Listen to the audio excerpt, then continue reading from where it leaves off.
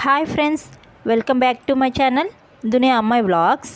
ఈరోజు వీడియో పుట్నాల పప్పుతో 5 మినిట్స్లో స్వీట్స్ చేసుకోవచ్చండి.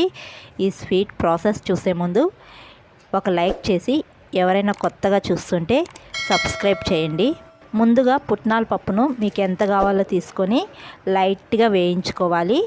వేయించుకొని ఒక మిక్సీ జార్లో వేసి మెత్తగా పొడి చేసుకోవాలి. పొడి చేసుకున్న తర్వాత జల్లి పట్టుకోవాలి.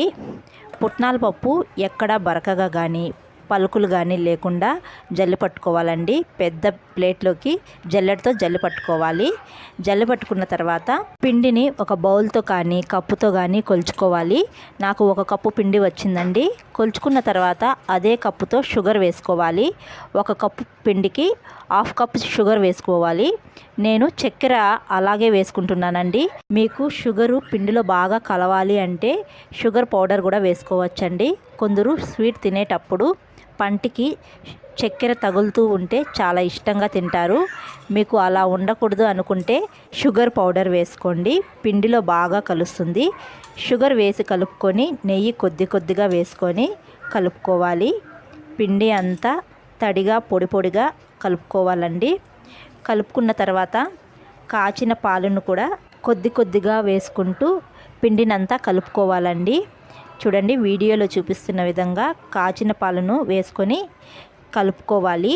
పిండినంతా ముద్దగా కలుపుకోవాలండి.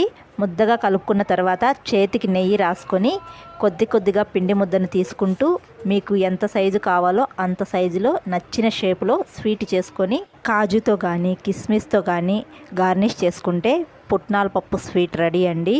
ఈ స్వీట్ను ఫ్రిడ్జ్లో పెట్టుకొని చల్లగా తింటే చాలా బాగుంటుంది. ఈ స్వీట్కు ఎక్కువ టైము పట్టకుండా తక్కువ టైంలో 5 to 10 మినిట్స్లో చేసుకోవచ్చు. ఈ స్వీటు పిల్లలు చాలా ఇష్టంగా తింటారండి.